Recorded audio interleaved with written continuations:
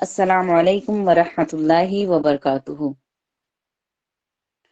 الحمد للہ رب العالمین، الصلاۃ والسلام علی سید المرسلین وعلی آلہ واصحابہ اجمعین، اما بعد۔ رب اشرح لی صدری ویسر لی امری واحلل عقدۃ من لسانی یفقہوا قولی، ربی زدنی علما۔ تمام قسم کی تعریف، کبریائی، بڑائی اللہ رب العالمین کے لیے لائق و زیبا ہے، جو ہمارا خالق، مالک، مربی اور منتظم ہے۔ لاکھوں کروڑ السلام ہو ہمارے آخری نبی محمد مصطفیٰ نبی مکرم صلی اللہ علیہ وسلم پر، اللہم صلی وسلم بارک علیہ۔ وقال تعالی یا ایہا الناس انا خلقناکم من ذکر و انثی وجعلناکم شعوبا وقبائل لتعارفوا ان اکرمکم عند اللہ اتقاکم۔ سورۃ الحجرات آیت نمبر 13۔ آج کے اس پروگرام میں آپ تمام کا خیر مقدم کرتی ہوں۔ اہلاً و سہلاً مرحبا۔ اب میں بلا تاخیر پروگرام کا آغاز کرتی ہوں۔ تلاوت قرآن کے لیے دعوت سخن دیتی ہوں اسلامک کلاسز اندور کی طالبہ عظمیٰ جن کا تعلق ہے چتردرگ کرناٹکا سے۔ السلام علیکم ورحمۃ اللہ وبرکاتہ۔ وعلیکم السلام ورحمۃ اللہ وبرکاتہ۔ اعوذ باللہ من الشیطان الرجیم، بسم اللہ الرحمن الرحیم، والتین والزیتون وطور سینین وهذا البلد الأمين لقد خلقنا الإنسان في أحسن تقويم ثم رددناه أسفل سافلين إلا الذين آمنوا وعملوا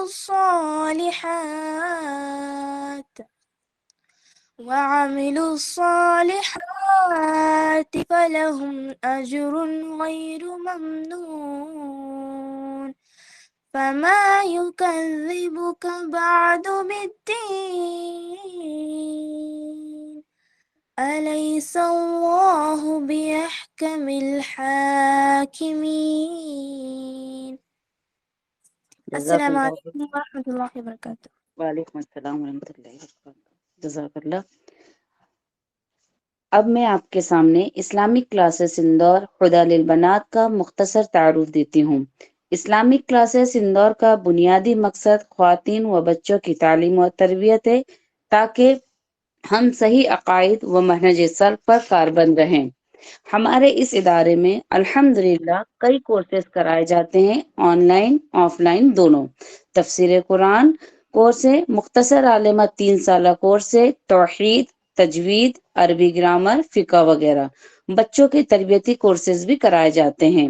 ادارے کے نگران و سرپرست شیخ معین الدین مدنی حفظ اللہ، شیخ عبدالحمید مدنی اندور حفظ اللہ، شیخ عبدالرحمن عمری اور شیخ محمد اسحاق۔ ادارے میں تجربہ کار معلمات خدمات انجام دیتی ہیں جو اپنے اپنے موضوعات پر مہارت رکھتی ہیں الحمدللہ۔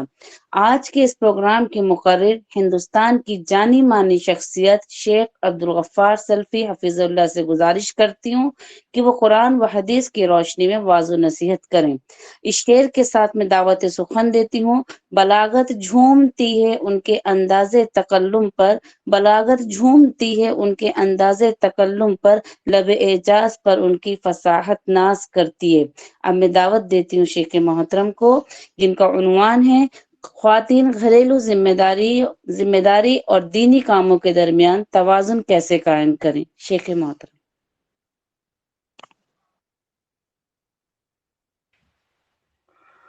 السلام علیکم ورحمۃ اللہ وبرکاتہ۔ الحمد للہ رب العالمین والعاقبۃ للمتقین۔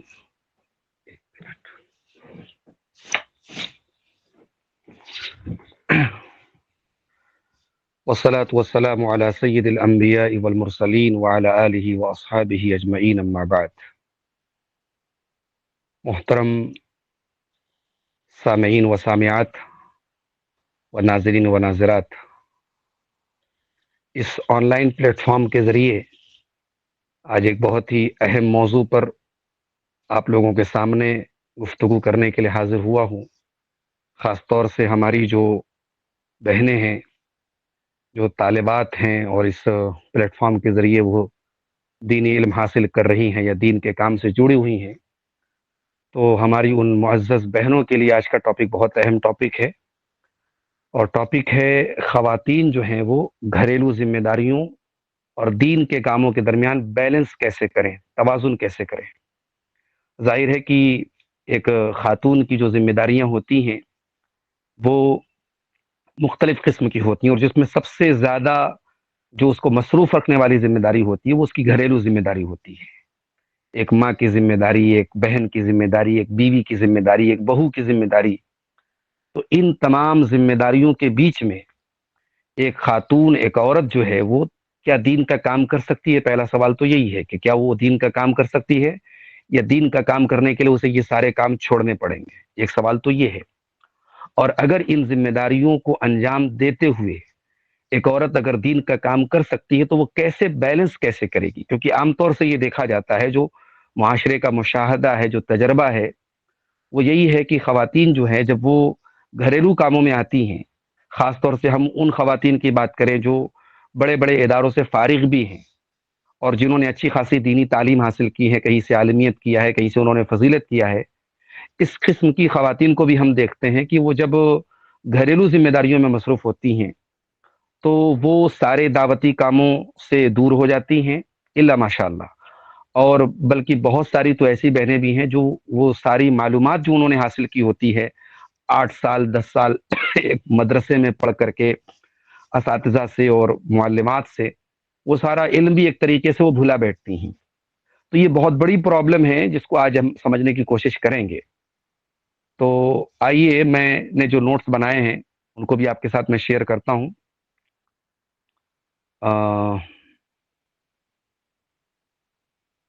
کیا یہ اس پہ اگر کوئی فائل ہم کھولیں گے تو اوپن ہوگی کیا؟ جی شیخ ہو جائے گی. ایک منٹ. ہو رہی ہے یہ اسکرین آپ لوگ کے سامنے نظر آ رہی ہے؟ جی شیخ. یہ دیکھیے، یہ ہمارے سامنے سب سے پہلے قرآن کریم کی یہ آیت ہے، ٹھیک ہے؟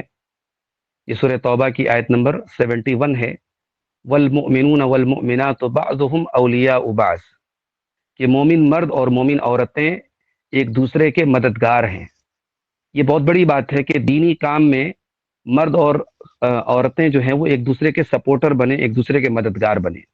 اب یہاں یہ بات بھی ذہن میں رہے کہ مددگار سے مراد یہ نہیں ہے کہ محرم غیر محرم کا فرق بھول جایا جائے، یا جو ایک شریعت نے ایک مرد و عورت کے درمیان جو حدود رکھی ہیں ان حدود کو پامال کیا جائے.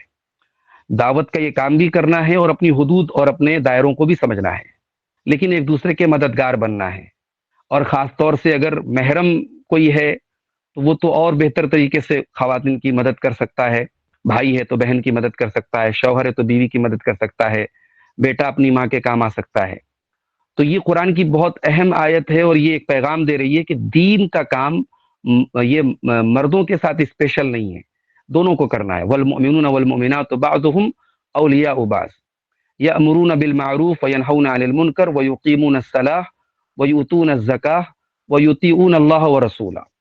یہ دونوں مرد حضرات اور عورتیں یہ دونوں مل کر کے کیا کریں گے؟ نیکی کا حکم دیں گے، برائی سے روکیں گے. ویقیمون الصلاۃ، اور یہ نماز قائم کریں گے. ویؤتون الزکاۃ، اور زکوٰۃ ادا کریں گے. ویطیعون اللہ ورسولہ، اور یہ اللہ اور اس کے رسول کی اطاعت کریں گے. اولئک سیرحمہم اللہ ان اللہ عزیز حکیم. ایسے لوگوں پر اللہ تعالیٰ رحم کرے گا، اور اللہ تعالیٰ بہت غالب حکمت والا ہے. تو یہ ایک بہت اہم پیغام اس آیت میں اللہ تعالیٰ نے ہمیں اور آپ کو دیا ہے کہ ہم جو ہے مل جل کر کے مرد حضرات اور خواتین حضرات یہ دین کا کام، دعوت کا کام، امر بالمعروف کا کام اور نہی عن المنکر کا کام، یہ دونوں کو کرنا ہے. اب اس میں جو سب سے پہلی چیز ہے وہ ہے نیت، کہ آپ دین کا کام کرنا چاہتے ہیں یا چاہتی ہیں تو آپ کی نیت کیا ہے. اگر نیت یہ ہے کہ بھئی میرا نام ہو، میں فیمس ہو جاؤں اور 4 لوگ مجھ کو جانے، میری تعریف ہو سکتا ہے کچھ لوگوں کے دل میں یہ نیت آ جائے، اللہ ہم سب کی حفاظت کرے۔ اگر یہ نیت ہے تو پھر ہمیں دین کا کام کے بجائے کوئی اور کام کرنا چاہیے، کیونکہ دین کا کام آپ اگر اخلاص کی بنیاد پہ نہیں کرتے ہیں، اگر آپ کی نیت درست نہیں ہے تو پھر یہ وبال بن سکتا ہے۔ آپ غور کیجئے کہ نماز جیسی اہم عبادت جو توحید کے بعد، کلمہ پڑھنے کے بعد سب سے اہم ترین عبادت ہے، اللہ نے کیا فرمایا؟ وَوَيْلٌ لِّلْمُصَلِّينَ الَّذِينَ هُمْ عَنْ صَلَاتِهِمْ سَاهُونَ الَّذِينَ هُمْ يُرَاءُونَ، کہ ان نمازیوں کے لیے بربادی ہے جو اپنی نمازوں سے غافل ہیں اور جو دکھانے کے لیے نماز پڑھتے ہیں۔ تو دکھاوے کے لیے اگر نماز جیسی عبادت بھی انجام دی جائے تو وہ پڑھنے والے کے لیے ویل یعنی بربادی اور جہنم کا سبب بنتی ہے۔ تو پھر دعوت کا کام، امر بالمعروف اور نہی عن المنکر کا کام، یہ بھی اگر ہماری نیت درست نہیں ہے تو معاملہ بہت گڑبڑ ہو جائے گا۔ اسی لیے آپ دیکھیے صحیح بخاری کی پہلی حدیث میں اللہ کے رسول صلی اللہ علیہ وسلم کا یہ فرمان موجود ہے، انما الاعمال بالنیات، کہ تمام نیکی کے اعمال کا دار و مدار نیت پر ہے۔ تمام نیکی کے جو کام کیے جائیں تو اللہ تعالیٰ کے ان کا ثواب جو ہوگا وہ نیت کے مطابق ہوگا۔ اگر ہماری نیت درست ہوگی تبھی وہ عمل ہمارا اللہ تعالیٰ کے قبول ہوگا۔ اب یہاں پہ آپ دیکھیے کہ اگر ایک خاتون اپنی گھریلو ذمہ داریوں کو انجام دے رہی ہیں اور ان کی نیت جو ہے وہ اللہ کو راضی کرنے کی ہے، تو وہ اپنے شوہر اور بچوں کے لیے جو کھانا بنا رہی ہے انشاءاللہ اس پر بھی اس کو اجر ملے گا۔ وہ اپنے گھر کی ذمہ داریوں کو جو انجام دے رہی ہے اس پر بھی اس کو اجر ملے گا، جیسا کہ صحیح بخاری اور صحیح مسلم کی وہ حدیث، اس میں اللہ کے نبی صلی اللہ علیہ وسلم نے مرد حضرات کے بارے میں فرمایا، انک لن تنفق نفقۃ تبتغی بها وجہ اللہ الا اجرت علیہا، کہ آپ اللہ کی رضا کے لیے جو بھی بال بچوں پر خرچ کریں گے اس پر آپ کو ثواب ملے گا، حتی ما تجعل فی امراتک، یہاں تک کہ آپ اپنی بیوی کے منہ میں جو کھانا ڈالیں گے اس کا بھی آپ کو ثواب ملے گا۔ تو یہ ون وے نہیں ہے کہ شوہر اگر یہ ساری نیکی کے کام کرے گا، بیوی کے حقوق انجام دے گا، بیوی کی ذمہ داریوں کو انجام دے گا تو شوہر کو ثواب ملے گا، بیوی کو نہیں ملے گا۔ اس کا جو وائس ورثہ ہے، اس کا جو برعکس ہے کہ بیوی شوہر کے جو حقوق ادا کر رہی ہے انشاءاللہ اس پر بیوی کو بھی اجر اور ثواب ملے گا۔ تو جو گھریلو کام ہیں، بعض خواتین کیا سمجھتی ہیں، اس کو دین کے باہر کا کام سمجھتی ہیں، یا اس کو حقیر سمجھتی ہیں، یا اس کو اتنا اہم نہیں سمجھتی ہیں۔ تو یہ بات یاد رکھیے کہ آپ کے گھریلو کام بھی آپ کی نیت کی وجہ سے وہ عبادات میں انشاءاللہ شامل ہوں گے، اور اپنے شوہر کی خدمت کرنا، بچوں کی تربیت کرنا، بچوں کی ضروریات پوری کرنا، گھر چلانا، یہ آپ کی اولین ذمہ داری ہے، اور اللہ تعالیٰ نے یہ ذمہ داری آپ کے کندھے پہ ڈالی ہے، تو یہ ذمہ داری پر آپ کو ثواب بھی انشاءاللہ ملے گا۔ اور یہاں پہ دوسری چیز جو بڑی اہم چیز ہے وہ یہ ہے کہ ہم فرائض کو پہلی ترجیح دیں۔ ہماری زندگی میں کچھ چیزیں ایسی ہوتی ہیں جو فرائض ہیں، مثال کے طور پہ 5 وقتی نمازیں ہیں، یہ فرائض ہیں، رمضان کے روزے ہیں، یہ فرض ہیں، اسی طریقے سے اگر مال اتنا ہے جس پر زکوٰۃ فرض ہوتی ہے وہ فرض ہے۔ تو جو فرائض ہیں ان کو ہم پہلی ترجیح دیں، ان کو فرسٹ پرائیورٹی دیں، ان کو پہلے انجام دیں، اس لیے کہ اللہ تعالیٰ کی رضا حاصل کرنے کے لیے نوافل کا نمبر بعد میں آتا ہے، فرائض کا پہلے آتا ہے۔ اگر فرائض میں ہی ہم کوتاہی کر رہے ہیں، لاپرواہی کر رہے ہیں، تو پھر ہمیں اللہ تعالیٰ کی رضا حاصل نہیں ہو سکتی ہے۔ اللہ کے رسول صلی اللہ علیہ وسلم فرماتے ہیں، صحیح بخاری کی روایت ہے، بہت مشہور روایت ہے، حدیث قدسی ہے، اللہ تعالیٰ کہتا ہے، من عادى لی ولیا فقد آذنته بالحرب، کہ جو میرے کسی ولی سے دشمنی کرے گا میرا اس کے خلاف اعلان جنگ ہے۔ وما تقرب الی عبدی بشیء احب الی مما افترضت علیہ، اور بندہ اگر کسی چیز کے ذریعے میرے قریب سب سے زیادہ آتا ہے تو وہ کون سی چیزیں ہیں؟ مما افترضت علیہ، جو میں نے اس کے اوپر فرض کی ہیں۔ وما یزال عبدی یتقرب الی بالنوافل حتی احبہ، اور پھر اس کے بعد فرائض کے بعد جب میرا بندہ نوافل کا اہتمام کرتا ہے، نفل روزے رکھتا ہے، نفلی نمازیں پڑھتا ہے، نفلی صدقہ خیرات کرتا ہے، تو ان کے ذریعے میرا بندہ میرے قریب آتا ہے، حتی احبہ، یہاں تک کہ میں بندے سے محبت کرنے لگتا ہوں۔ تو فرائض جو ہیں اس میں آپ یہ دیکھیں کہ آپ کوتاہی تو نہیں کر رہی ہیں۔ بہت ساری خواتین گھریلو مصروفیات کے چکر میں نماز چھوڑ دیتی ہیں۔ آپ غور کیجئے کہ مردوں کے لیے جیسے کاروبار ہے، تجارت ہے، وہ مردوں کی ایک ڈیوٹی، ایک کام ہے، اگر وہ نہیں کریں گے تو گھر نہیں چلے گا، لیکن تجارت جیسی اہم چیز کو بھی نماز کے اوپر مقدم نہیں کیا جائے گا۔ اللہ تعالیٰ نے سورہ نور میں کیا فرمایا؟ رجال لا تلہیہم تجارت ولا بیع عن ذکر اللہ وإقام الصلاة وإيتاء الزکاة، کہ میرے نیک بندے وہ ہیں، میرے متقی بندے وہ ہیں، حقیقت میں مرد کہلائے جانے کے لائق وہ لوگ ہیں جن کا کاروبار اور جن کی تجارت ان کو اللہ کے ذکر سے اور نماز سے غافل نہیں کرتی ہے۔ تو میری محترم اسلامی بہنوں، آپ کی عبادات، آپ کے گھریلو کام، آپ کی گھریلو مصروفیات، یہ آپ کے لیے اتنی اہم نہ ہو جائیں کہ آپ نماز کو چھوڑ دیں۔ ان الصلاۃ کانت علی المؤمنین کتابا موقوتا، نماز آپ کو وقت پر پڑھنا ہے۔ بعض خواتین کیا کرتی ہیں، اب جیسے مردوں کی طرح ان کو جماعت سے تو نماز نہیں پڑھنی ہے، اب مثال کے طور پہ عصر کی اذان ہو رہی ہے آج کل میں جہاں رہتا ہوں بنارس میں، یہاں پہ تقریباً 3:30 بجے کے قریب اذان ہو رہی ہے۔ اب بعض خواتین کیا کرتی ہیں کہ وہ 3:30 بجے آرام سے سوئی پڑی رہتی ہیں، اور اس کے بعد شام کو 4 ساڑھے 4 بجے اٹھ کر کے چائے وائے پی کر کے آرام سے مغرب سے آدھا گھنٹہ پہلے عصر کی نماز پڑھتی ہے۔ غلط طریقہ ہے۔ ٹھیک ہے، آپ کو جماعت سے نماز نہیں پڑھنا ہے، لیکن آپ کو اول وقت میں آپ کو بھی پڑھنے کا حکم ہے۔ یہ بلا کسی مجبوری کے، بلا کسی عذر کے نماز کو ڈیلے کر کے پڑھنا، یہ آپ کے لیے صحیح نہیں ہے، یہ آپ کے لیے مناسب نہیں ہے۔ نماز کو اوقات پر پڑھیے۔ ٹھیک ہے، عشاء کی نماز میں تھوڑی گنجائش ہے، عشاء کا نماز تھوڑا اس کا وقت تھوڑا لمبا ہے، اور عشاء کی نماز میں تھوڑی تاخیر بھی ہو جائے گی تو کوئی حرج کی بات نہیں، کیونکہ عشاء کا وقت آدھی رات تک رہتا ہے۔ لیکن آدھی رات کا بھی کیا مطلب ہے؟ مثال کے طور پر اگر آپ کے یہاں مغرب کی اذان 6 بجے ہو رہی ہے اور فجر کی اذان 5 بجے ہو رہی ہے، تو مغرب اور فجر کے درمیان کا جو پورا یہ پیریڈ ہے، یہ رات کہلائے گا، اور اس کا ہاف کر لیجیے آپ، تو 6 بجے اگر مغرب کی اذان ہو رہی ہے اور 5 بجے فجر کی اذان ہو رہی ہے تو 11 گھنٹے کا ٹائم ہے، تو 6 میں ہم 5.5 گھنٹہ جوڑ لیں، یعنی آخری ٹائم جو عشاء کا ہے وہ رات میں 11:30 بجے ہے۔ میں مثال دے رہا ہوں۔ اب آپ اتنا ڈیلے کر کے مت پڑھیے کہ اس کو رات میں 12 بجے پڑھیے۔ تو بلا وجہ نمازوں کو قضا کرنا، نمازوں میں دیر کرنا، یہ شریعت کی خلاف ورزی ہے، اور اللہ تعالیٰ کی محبت اور اس کی رضا اگر حاصل کرنی ہے تو یہ چیز آپ کو نقصان پہنچائے گی۔ اللہ کی رضا تب آپ کو حاصل ہوگی جب آپ فرائض کو ان کے وقت پر پڑھیں۔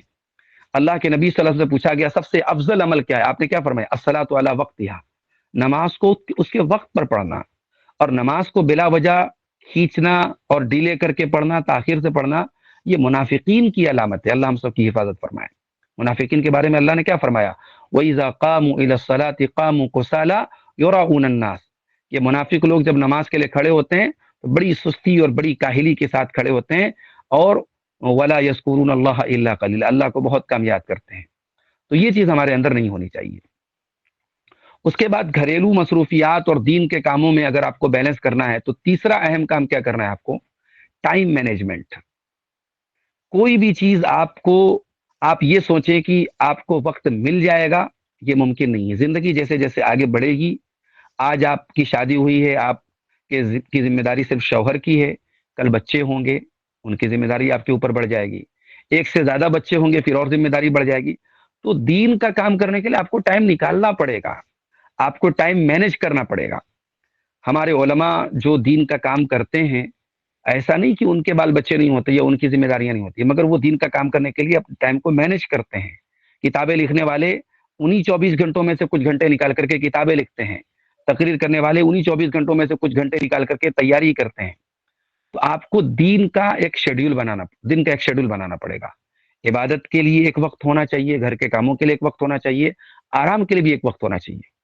اللہ کے نبی صلی اللہ علیہ وسلم نے ایک مرتبہ حضرت عبداللہ بن عمرو بن عاص سے کہا تھا کہ تمہارے ان لنفسک علیک حقا وان لزوجک علیک حقا وان لزورک علیک حقا، تمہاری بیوی کا بھی تمہارے اوپر حق ہے، تمہارے نفس کا بھی تمہارے اوپر حق ہے، تمہارے مہمان کا بھی تمہارے اوپر حق ہے۔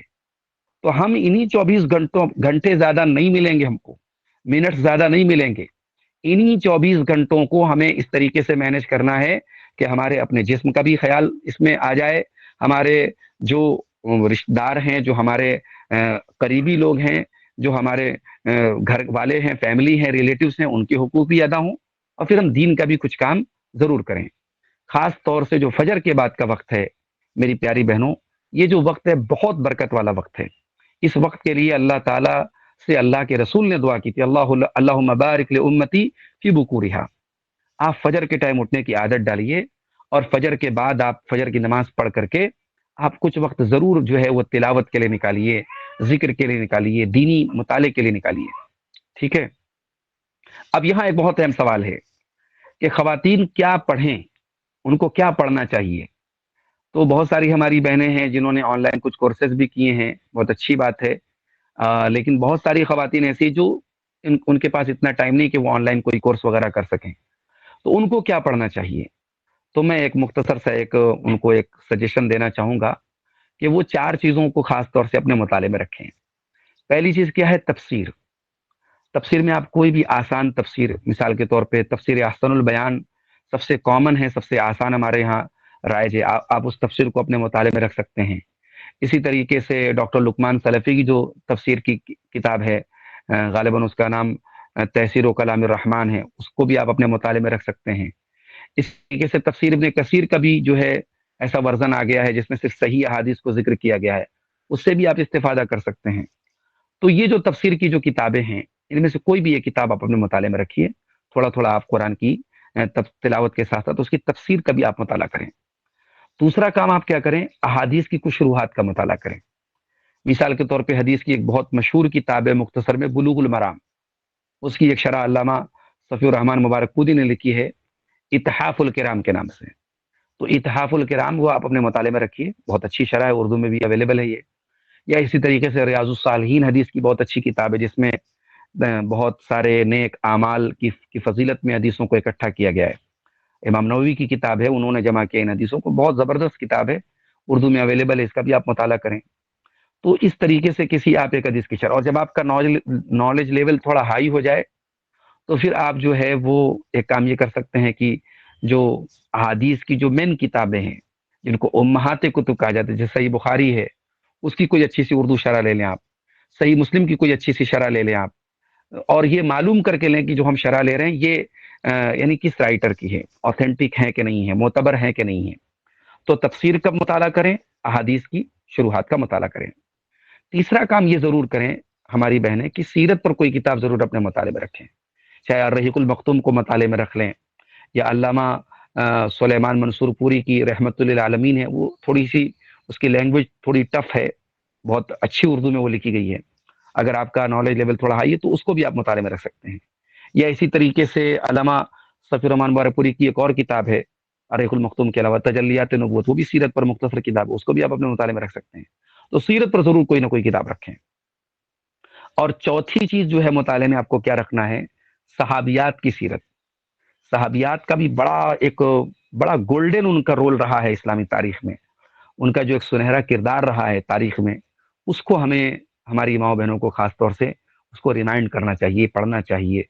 اور اس سلسلے میں ریکمینڈ کروں گا عبد المالک مجاہد صاحب ہیں، بہت اچھی ان کی کتابیں ہیں صحابیات کے واقعات کے تعلق سے، سنہرے نقوش اور سنہری کرنیں، اور اس طریقے سے سنہرے کے نام سے ان کی پوری ایک سیریز ہے، وہ آپ کو مل جائے گی، وہ کتابیں وہ ضرور آپ اپنے مطالعے میں رکھیں۔ تو تفسیر ہو گئی، حدیث کی شرح ہو گئی، سیرت ہو گئی، سیرت صحابیات ہو گئی، اور پھر اگلا نمبر آتا ہے فقہ کا، کہ فقہ پر جو ہے آپ کوئی اچھی سی کتاب، مثال کے طور پہ آپ جو ہے فقہ الحدیث ایک کتاب آتی ہے ڈاکٹر ایوب لاہوری کی، بہت اچھی کتاب ہے، اس کو بھی آپ اپنے مطالعے میں رکھیں۔ یا بعض علماء نے خواتین کے لیے مسائل کو جمع کیا ہے، شیخ ابن باز کی بھی ایک کتاب ہے خواتین کے مخصوص مسائل پر، تو خواتین کو ان مسائل کی جانکاری ضرور ہونی چاہیے۔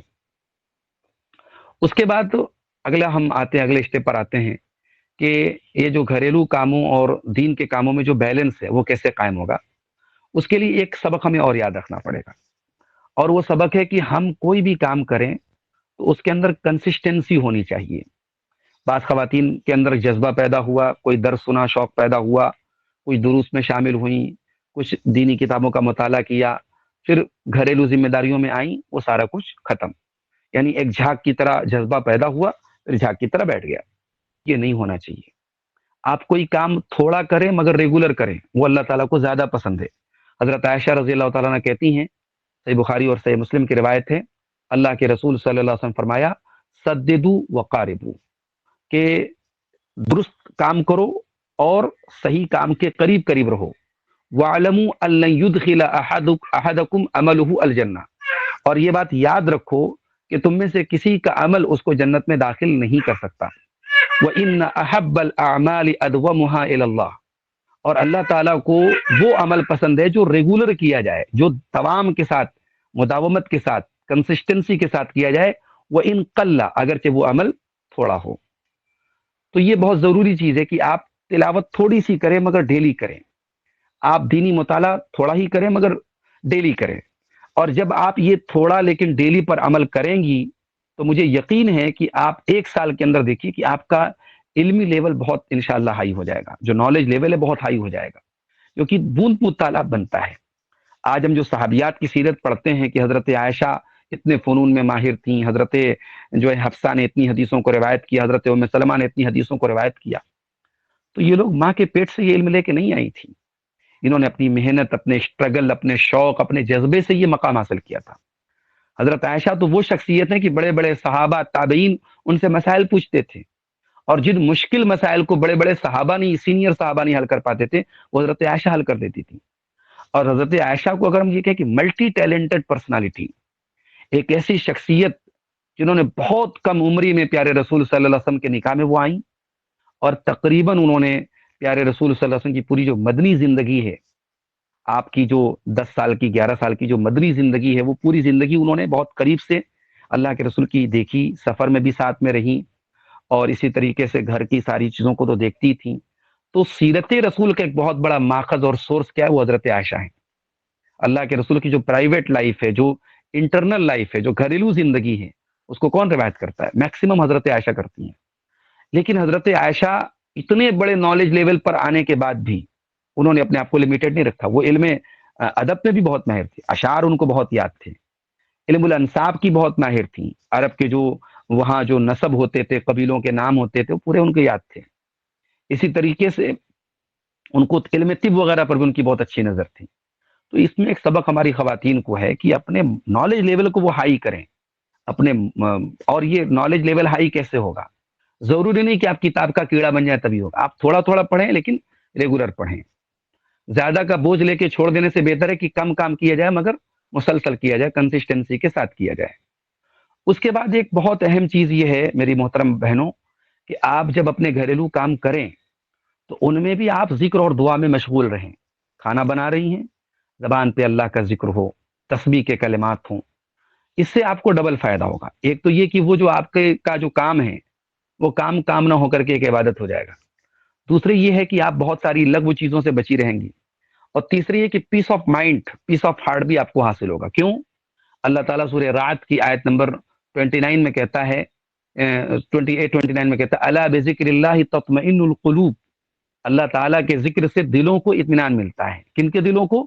الذین آمنوا وعملوا الصالحات، جو ایمان لائے اور جنہوں نے نیک عمل کیا۔ طوبی لہم، ان کے لیے طوبہ ہے، طوبہ جنت کا بھی ایک نام ہے، اور طوبہ کے معنی خوشخبری بھی ہوتا ہے، یعنی ایمان والوں کے لیے اور نیک عمل کرنے والوں کے لیے طوبہ ہے، خوشخبری ہے، جنت ہے، وحسن مآب، اور بہترین ٹھکانہ ہے۔ تو کام کرتے ہوئے تسبیح پڑھتے رہیں، درود پڑھتے رہیں، مسنون دعائیں پڑھتے رہیں، تو اس طریقے سے آپ کا جو گھریلو کام ہے وہ دینی عمل بن جائے گا۔ اس کے بعد چھٹی چیز جو ہے بہت اہم چیز ہے کہ بعض ہماری جو بہنیں ہیں، معاف کیجئے گا، اس کو مائنڈ مت کیجئے گا، کہ وہ کیا کرتی ہیں کہ شادی ہو گئی، شادی ہونے کے بعد وہ شوہر کے حقوق سے غافل ہیں۔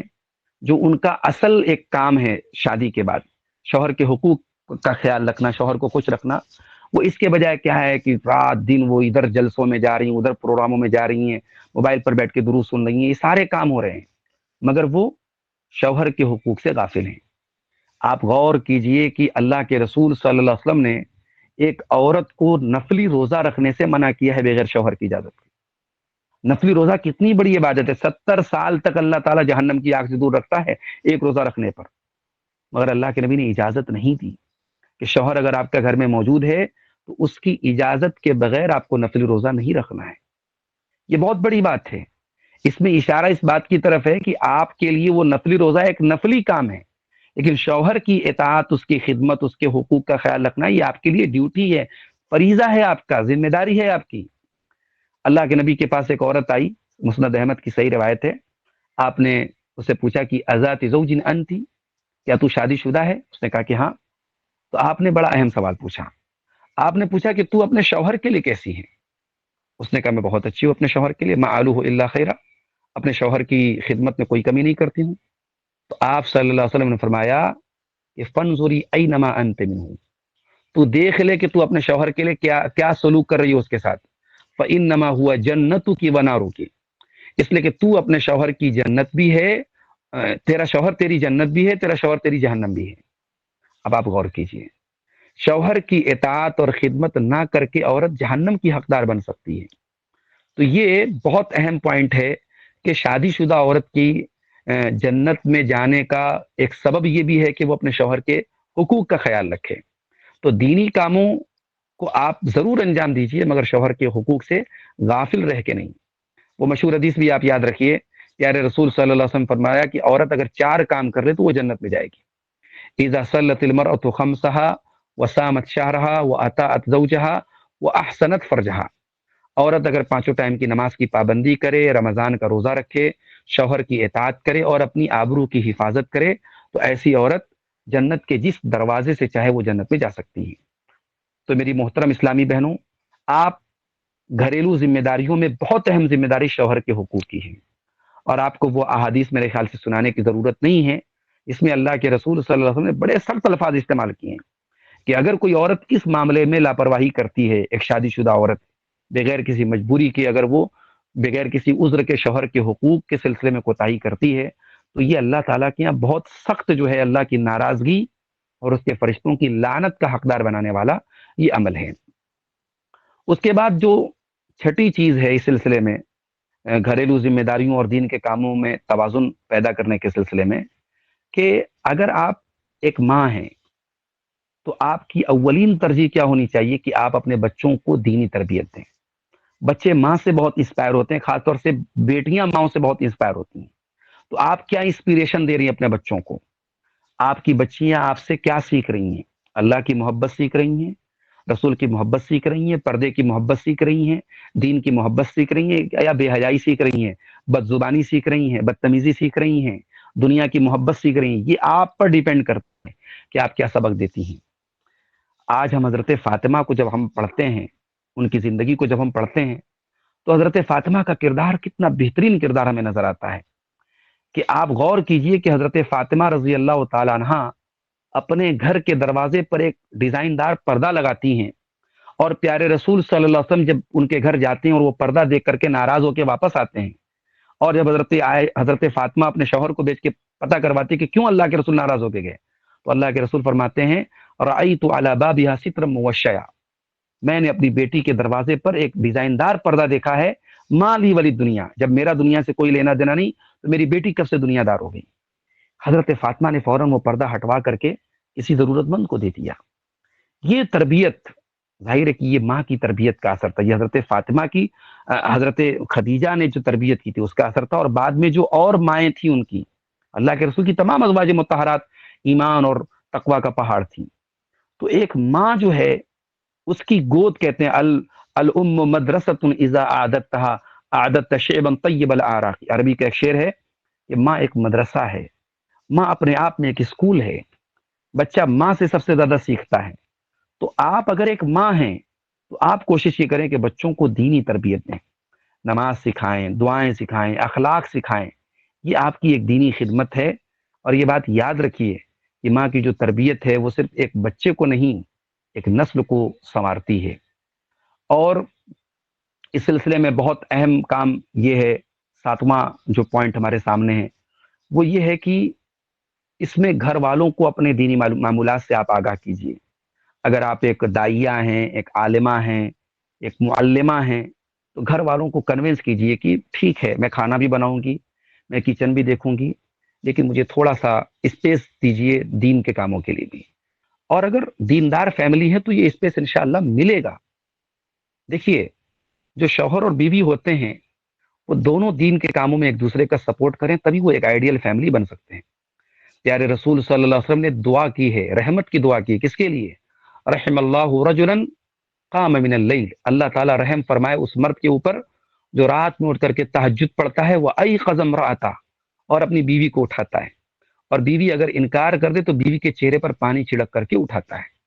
وَرَحِمَ اللَّهُ امْرَأَةً قَامَتْ مِنَ اللَّيْلِ، اور اللہ تعالیٰ اس عورت کے اوپر بھی رحم کرے جو رات میں اٹھ کر کے تہجد کی نماز پڑھتی ہے، وَأَيْقَظَتْ زَوْجَهَا، اور اپنے شوہر کو اٹھاتی ہے، اور شوہر اگر انکار کر دے تو شوہر کے چہرے پر پانی ڈال دیتی ہے۔ یہ جو دین کے کاموں میں ایک دوسرے کا سپورٹ ہے، اس سے ایک دیندار فیملی جنم لیتی ہے. تو شوہر بیوی کا سپورٹ کرے, بیوی شوہر کا سپورٹ کرے. آج ہمارے جتنے علماء ہیں, دعات ہیں, خطبہ ہیں, آپ کیا سمجھتی ہیں کہ وہ صرف اپنی محنتوں سے وہ دین کا کام کر رہے ہیں؟ نہیں نہیں نہیں, ان کی فیملی کا بھی بہت بڑا رول ہے. کتنے لمبے لمبے اسفار کرتے ہیں, وہ مہینوں گھر کے باہر رہتے ہیں. ان کی بیویاں, ان کے بچے کیسے سروائیو کرتے ہیں؟ یہ جو دین کا کام ہو رہا ہے, یقیناً یہ ان علماء کی محنت ہے, مگر ان علماء کے ساتھ ساتھ ان کے گھر والوں کی اور خاص طور سے ان کی بیویوں کی قربانی کا نتیجہ ہے. تو یہ جو کام ہے دین کا کام, اس میں بنا قربانی دیے ہم یہ کام نہیں کر سکتے ہیں. اس میں وقت کی بھی قربانی دینی پڑے گی, اس میں خواہشات کی بھی قربانی دینی پڑے گی. اور آپ دیکھیے, اللہ کے رسول کے بعد صحابہ کرام نے آپ کے علم کو دنیا تک پہنچایا. یہ کام ایسے نہیں ہوا ہے, یہ کام بڑی قربانیوں سے ہوا ہے. اور اس میں بعض وہ صحابہ, حضرت ابو ہریرہ کب ایمان لائے؟ جنگ خیبر کے موقع پر ایمان لائے, سن 7 ہجری میں. اور نبی اکرم کا انتقال ہوا ہے سن 11 ہجری میں, ربیع الاول سن 11 ہجری میں. یعنی 3.5 سال کے پیریڈ میں 5000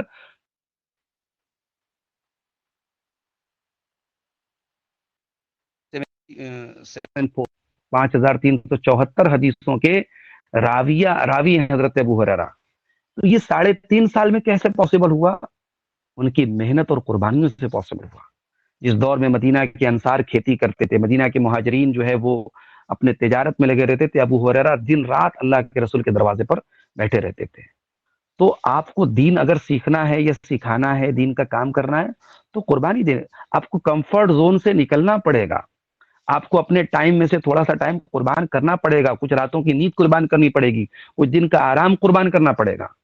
حضرت عبداللہ ابن عباس رضی اللہ تعالیٰ عنہ اللہ کے رسول کے کزن ہیں, چچا کے بیٹے ہیں. اب غور کیجئے کہ اللہ کے نبی کے کزن ہیں, اہل بیت میں سے ہیں. اس زمانے میں کتنی رسپیکٹ ان کو ملتی رہی ہوگی. اور جب اللہ کے نبی کا انتقال ہوا تو حضرت عبداللہ ابن عباس نے ایک انصاری صحابی سے کہا کہ ابھی اللہ کے رسول کے صحابہ بحیات ہیں, چلو ہم لوگ اللہ کے رسول کی جو حدیثیں, جو علم ہے وہ لے لیتے ہیں. تو انصاری صحابی نے کہا کہ بھئی تم ابھی بچے ہو, تمہیں کیا لگتا ہے سینئر لوگوں کو چھوڑ کے کوئی تم سے علم حاصل کرے گا؟ انہوں نے نظر انداز کیا, حضرت عبداللہ ابن عباس پر توجہ نہیں دی.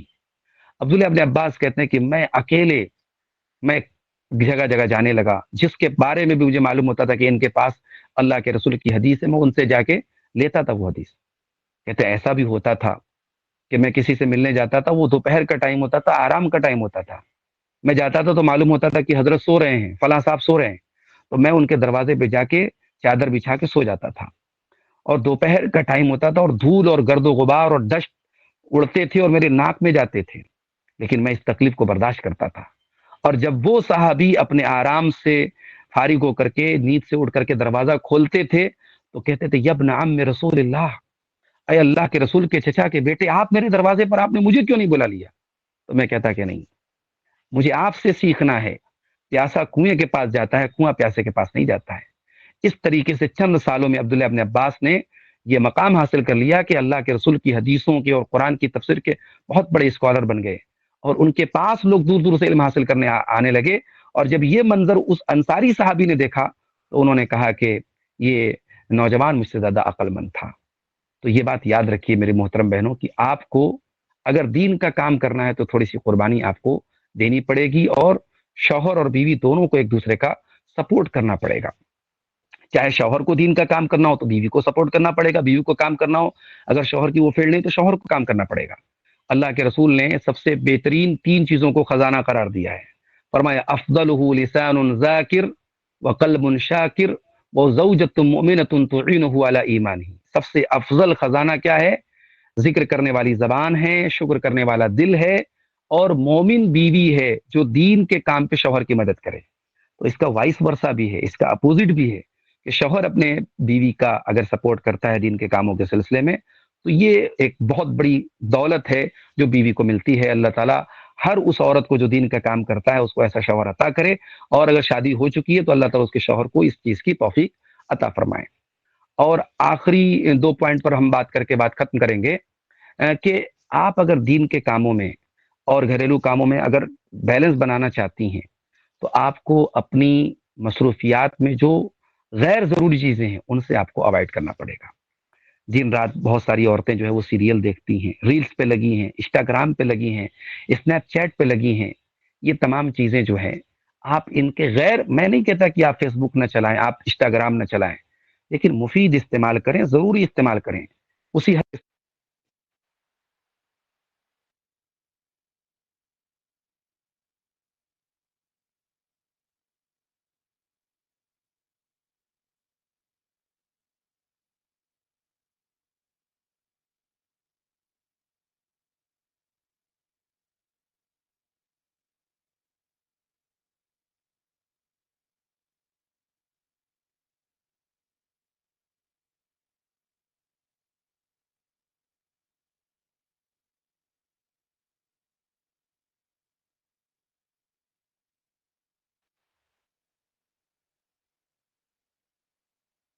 چاہتا ہوں، معذرت چاہتا ہوں، کال آ گئی تھی بیچ میں.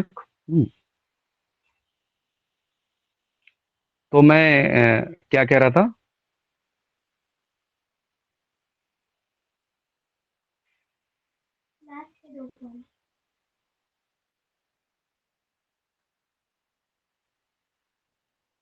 میری آواز جا رہی ہے؟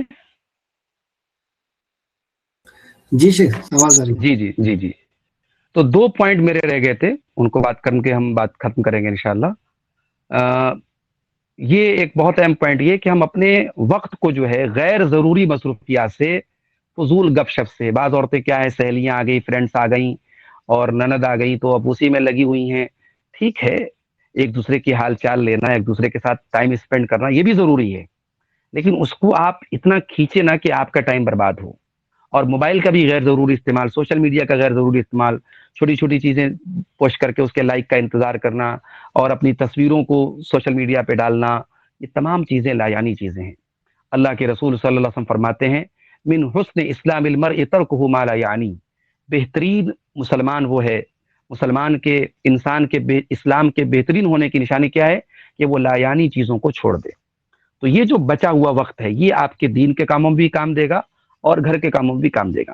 آج افسوس کے ساتھ کہنا پڑتا ہے کہ ہمارا موبائل کا ایکسیس یوز، غیر ضروری استعمال، دین کے کاموں کو تو آپ ایک طرف چھوڑ دیجئے، ہمارے گھریلو جو کام ہے، جو ڈیوٹی ہے ہماری، ایک عورت کی ماں کی جو ڈیوٹی ہے، جو ایک عورت کی بیوی کی جو ڈیوٹی ہے، اس پر بھی اثر انداز ہو رہے ہیں.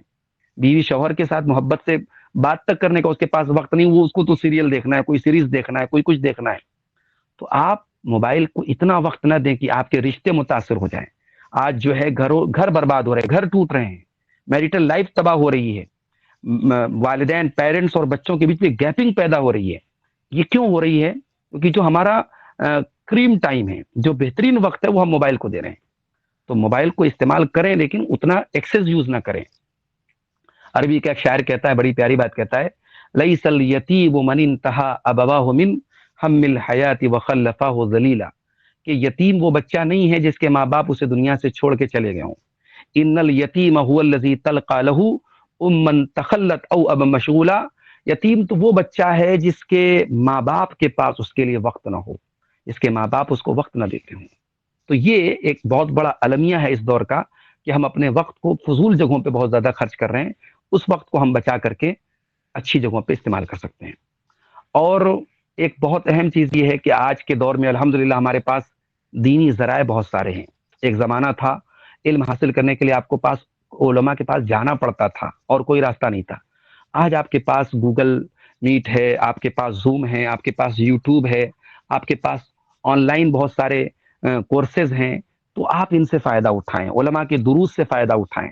خاص طور سے اگر آپ دین کا کام کر رہی ہیں، بہنوں کے درمیان آپ کو کوئی درس دینا ہے، آپ اس موضوع پر دیکھیں کسی اچھے معتبر عالم کا کوئی درس ہو تو آپ اس کو سن کر کے اس سے آپ نوٹس بنا لیں. اور اسی طریقے سے کتابیں آپ کو آن لائن PDF مل جائیں گی اس موضوع پر، آپ اس سے جو ہے سیکھ سکتے ہیں. تو یہ آسانیاں ہیں، ان آسانیوں کا، ٹیکنالوجی کا آپ یوز کریں، اس کو دین کے کاموں میں آپ استعمال کریں. اور آخری بات یہ ہے میری محترم بہنوں کہ شریعت جو ہے وہ اعتدال اور توازن کا نام ہے. ٹھیک ہے، ہم دینی کاموں میں مصروف ہوں، لیکن اگر ہم اپنے دنیاوی ذمہ داریوں کو ہم بالائے طاق رکھ دیں، ان کو ہم پوری طریقے سے اگنور کر دیں تو یہ بھی غلط ہوگا. خاص طور سے ایک عورت کی جو ہے، کیونکہ ایک عورت اس دنیا میں بہت ساری ذمہ داریوں سے گھری ہوتی ہے، اور میں کبھی کبھی کہتا ہوں کہ مردوں سے کہیں زیادہ بھاری ذمہ داری عورت کی ہے، کیونکہ عورت کے ذمہ نسلوں کی تربیت کرنا ہے، مرد کو تو کما کے لانا ہے، گھر چلانا ہے، لیکن عورت کو پوری نسل کی تربیت کرنا ہے. تو اس لیے آپ ان دونوں ذمہ داریوں کے درمیان ایک بیلنس کا کام کریں، ایک توازن کا کام کریں. گھریلو ذمہ داریوں میں اتنی بزی نہ ہو جائیں کہ دین کے کاموں سے بالکل آپ جو ہے، آج میں دیکھتا ہوں جمعہ کے خطبے میں بہویں جو ہوتی ہیں، جوان بہویں، وہ نہیں جاتی ہیں. جو ینگ گرلس ہوتی ہیں، لڑکیاں ہوتی ہیں، وہ نہیں جاتی. کون جاتی ہیں؟ ایجڈ وومن جو 50 سال کی، 60 سال کی، جو لائف سے ریٹائر ہو چکی ہیں، وہ جاتی ہیں. کیوں بھائی؟ کیا اس ینگ لڑکی کو دین سیکھنے کی ضرورت نہیں ہے؟ اس کو تو زیادہ ضرورت ہے. اس کے لیے تو شیطان نے زیادہ فتنے پھیلا کے رکھے ہیں. 50 سال والی بیچاری وہ جا رہی ہے، برقعے میں جا رہی ہے مسجد میں، اور وہاں وہ حجاب پہ تقریر سن رہی ہے. اور 20 سال والی لڑکی جو ہے، جس کو حجاب کی زیادہ ضرورت ہے، 50-60 سال والی جس کی شہوت کی عمر ختم ہو چکی ہے، اس کو تو شریعت نے ڈیل بھی دی ہے کہ وہ بغیر اپنے یعنی نقاب کے بھی جا سکتی ہے. اگر وہ اپنی زینت کو نمایاں نہیں کر رہی ہے، نارمل ڈریس میں ہے، تو بغیر نقاب کے بھی وہ گھر کے باہر نکل سکتی ہے. لیکن ینگ لڑکی کو تو بغیر نقاب کے میں نکلنے کی اجازت نہیں، بغیر حجاب کے. اس کو حجاب پر زیادہ سننے کی ضرورت ہے. مگر ہماری مساجد میں، ہمارے دعوتی کاموں میں ایجڈ جو وومن ہیں وہ زیادہ آ رہی ہیں، اور ینگ گرلز جو ہیں، اور اسی طریقے سے بہویں جو ہیں، وہ نہیں آ رہی ہیں. کیوں؟ ان کو بہت کام ہے. تو یہیں پر ہمیں یہ بہت اہم سبق یاد رکھنا ہے کہ کام تو ہمیشہ رہے گا، کام کبھی ختم ہونے والا نہیں. کھانا ہمیں زندگی بھر بنانا ہے، گھر کے کام زندگی بھر کرنے ہیں. مگر ہمیں جو تھوڑا بہت دین سیکھنے کا موقع ملے، کچھ نہیں تو کم سے کم آپ کے علاقے میں جو جمعہ کی مسجد میں، جس مسجد میں خواتین کے لیے مینجمنٹ ہو پردے کے ساتھ، آپ ضرور وقت نکال کے جمعہ میں وہاں جائیں اور غور سے سنیں. اور اگر اس کا بھی موقع نہیں مل رہا ہے تو گھر بیٹھے آپ 1 گھنٹے کا ڈیلی ٹائم نکالیں، جس میں آپ علماء کے دروس سنیں، سیکھیں، اور اس کو سیکھنے کے بعد دوسروں کو سکھانے کی بھی کوشش کریں. آپ کے علم کا آپ کی شخصیت پر، آپ کی پرسنالٹی پر عمل بھی ہو. آپ میں سے، ہم میں سے ہر شخص جو ہے وہ کسی نہ کسی سے متاثر ہوتا ہے، یا کسی نہ کسی کو متاثر کرتا ہے. اب آپ خود غور کریں کہ آپ کے اندر کیا ایسی چیز ہے کہ لوگ آپ سے متاثر ہوں. اگر آپ کے اندر وہ چیزیں نہیں ہیں اور آپ دوسروں سے متاثر ہو رہے ہیں، تو پھر یہ کمی ہے اور اس کو ہمیں دور کرنے کی ضرورت ہے. تو یہ چند باتیں تھیں اس موضوع پر، اور بڑا اہم ٹاپک تھا یہ. ہم اللہ سے دعا کرتے ہیں رب العالمین ہمیں اپنے ان نیک بندوں میں شامل کر دیں جو دین کا کام بھی کرتے ہیں اور دنیا کا کام بھی کرتے ہیں. اور وَلْتَكُن مِّنكُمْ أُمَّةٌ يَدْعُونَ إِلَى الْخَيْرِ، اللہ نے قرآن میں فرمایا تمہیں ایک جماعت ایسی ہونی چاہیے جو خیر کی دعوت دے. یہ جماعت صرف مردوں کی نہیں ہونی چاہیے، عورتوں کی بھی ہونی چاہیے. خواتین میں حلقے بنے، خواتین میں ٹیم بنے، خواتین میں گروپ بنے، خواتین کے الگ سے پروگرام ہو، گھروں میں کچھ دینی نشستیں ہوں، کچھ ہفتے کے دن، سنڈے کے دن جو ہے کچھ گیدرنگ ہو جس میں بیٹھ کر کے کچھ دین کی باتیں ہو جائیں، کسی اجتماع میں عورتیں پہنچیں. تو یہ سب چیزیں ہونی چاہیے. اور پھر جو ہم دین سیکھیں اس پر ہم عمل بھی کریں، اپنی فیملی کو بھی عمل کرائیں، اس کی بھی کوشش ہونی چاہیے. اللہ سے دعا ہے رب العالمین ہمیں ان باتوں پر عمل کی توفیق عطا فرمائے. اور ہماری جو بھی خواتین، یہ جو آج کا ہمارا یہ جو پلیٹ فارم ہے، غالباً الہدا اکیڈمی کے نام سے یہ پلیٹ فارم ہمارا چل رہا ہے، تو اس سے جو ہماری خواتین جڑی ہیں، جو مشائخ جڑے ہیں، اللہ تعالیٰ ان کے علم و عمل میں برکت عطا فرمائے اور مزید ہمیں حسن عمل کی توفیق عطا فرمائے. آمین. ربنا تقبل منا انك انت السميع العليم وتب علينا انك انت التواب الرحيم. وصلى الله تعالى على نبينا محمد وعلى آله وصحبه اجمعين. والسلام عليكم ورحمة الله وبركاته. وعلیکم السلام ورحمۃ اللہ وبرکاتہ. میں اللہ سبحانہ تعالیٰ کا شکر ادا کرتا ہوں کہ اللہ نے ہمیں یہ عظیم علم حاصل کرنے کا موقع عطا فرمایا. اللہ ہمیں اخلاص کے ساتھ عمل کرنے کی توفیق عطا فرمائے. میں شیخ محترم کا اسلامی کلاسز اندور مدرسہ ہدا للبنات کے اساتذہ اکرام اور سبھی طالبات کے طرف سے اور تمام سامعین کی طرف سے شکریہ ادا کرتا ہوں. اللہ آپ کو اس کا بہتر اجر عطا فرمائے. اور شیخ آمین وإياكم بارک اللہ فیکم. اور شیخ محترم سے گزارش کرتا ہوں کہ آپ اپنا قیمتی وقت میں سے کچھ وقت نکال کر کے ہمیں اسی طرح اپنی قیمتی نصیحتوں سے نوازیں. بہت بہت شکریہ. جزاک اللہ خیر. وإياكم بارک اللہ فیکم. اسی بات پر میں پروگرام کے اختتام کا اعلان کرتا ہوں. السلام علیکم ورحمۃ اللہ وبرکاتہ.